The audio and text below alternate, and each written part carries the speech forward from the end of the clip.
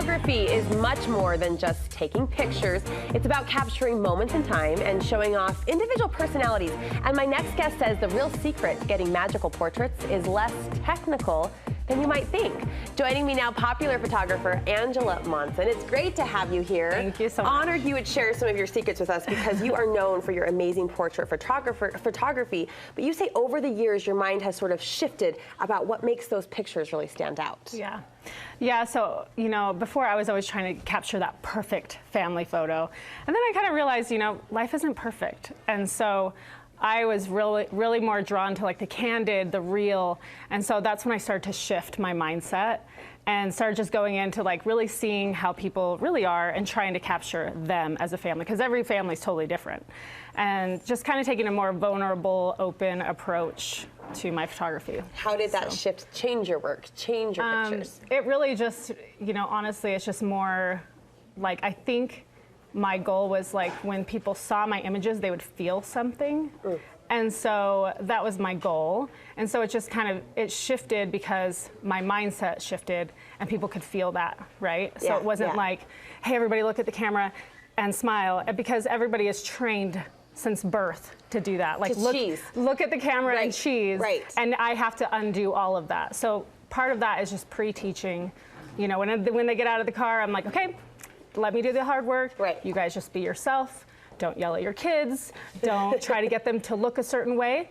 Let them be themselves. They probably feel a little off-center as they're in front of the camera trying to just go forward with that natural coaching. But I have to tell you, as a mom, those are the images that I treasure the very most. My child's facial expression that only I know she pulls off every single day. That's so special. Yeah, and a lot of people will say, you really captured my family. How did you do that? Because, you know, they might have gone to other photographers or try to do it on their own. And it's like, I think we have this mindset of like, look at the camera, do this, and like do what's on Pinterest or whatever, instead of just being like, just being open to whatever is happening in the moment, you know what I mean? So if a kid's running away and like being ridiculous, I chase them and take that photo, you know what I mean? And embrace it. And then I think people just kind of let down their guard a little because they're like, oh, she's accepting us for who we are instead of trying to be a certain way. Well, the advice you have for us, amateur photographers out on the mom scene, really parallels that mantra and that mindset. We're not talking about lighting, we're not talking about aperture, we're simply getting at the emotion. And the first tip you say that falls under the psychology of photography, if you will, is to really focus on the person that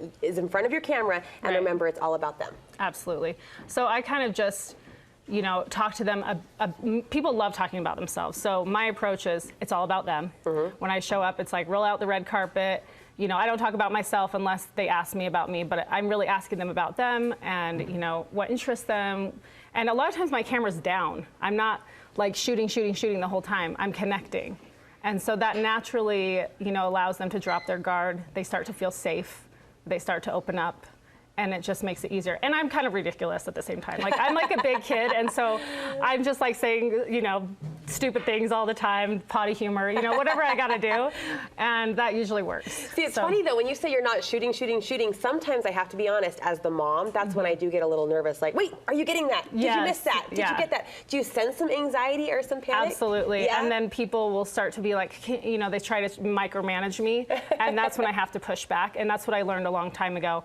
They're not in charge, I am. And so once they start taking control, this session is over. Once they start taking control. So I have just learned, like, you gotta just trust me. I've got this. Well, so in line with that, Angie, if a mom's then trying to help do the monkey dance, right, to pull out some personality, or maybe even pulling out a sucker or a bag of fruit snacks, does that annoy you?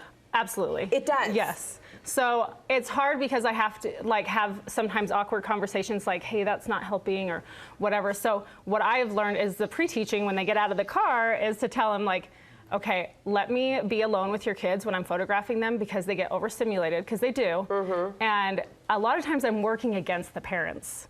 So like they're trying to tell them to cheese and to sit up straight, and I don't want that. I want them to be natural. You don't sit up like this in life and like, you know? No. That's not real. Right. So I'm trying to undo what they're doing, and it becomes very frustrating. So I'll just kind of tell them when they get out of the car instead of having to have that awkward conversation later. You talked about allowing your clients to be themselves, and I think moms are actually really good at that on the home front, right? Like they want to capture the Lego building tower, or they want to capture, those on the ground mom moments. You say if you're having a hard time, that once the camera does come out and your child maybe starts to go into that robot mode, that there are some games you can play to help chill everyone out and draw those natural expressions you're after. Yeah, and so I photograph families a lot, so I'm all about like getting connection. And so games and movement is what helps the most. Like what? What are you doing? So like telephone. You ever play telephone? Yeah. So you're like like whispering in in each 7th grade other's I ear. did. Yeah. Okay. I still play it. Okay. I'm 38 and I still play telephone. I want to hang out with it's you. fine. So we'll do like telephone. Well, I'll have them whisper sweet things in their ear, like, "What's your favorite thing about Daddy?" Whisper it in his ear. Cute. And so it actually creates a real moment, because then they feel it. They feel that moment together. So telephone, I'll have them run together. I'll have them play tag. I'll do things where it's like secretive, like, "Hey kids, come over here. Don't tell mom and dad what we're doing." Kids love being naughty. So I'll be like, "Run and pinch mommy and daddy's bum, and then look at me." You know what I mean? So everybody's laughing. Yeah. And it's not necessarily like when they're playing telephone or when they're pinching or whatever.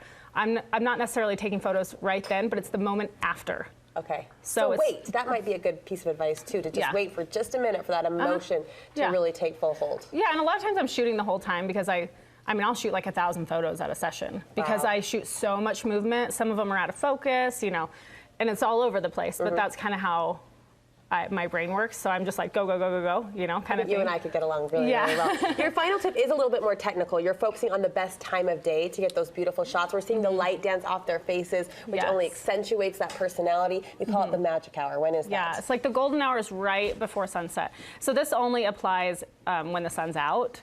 So if it's overcast, you can shoot really any time of day. It's kind of be more flat lighting, but I shoot a lot of backlight. That's what I'm known for. And so like that's when the sun's behind the subject. And so I shoot like an hour before sunset, and you can get some really beautiful images. Oh, just the wisps of hair and the little details on the curvatures of those small sweet faces. Yeah, those photos are shot like an hour before sunset. You're so good at what you do. Thanks for sharing a few of your inside tricks. Where can we get more advice from you or see more of your work? Simplicityphotography.com/blog. Okay, nice to meet you. Angie, thank you so much.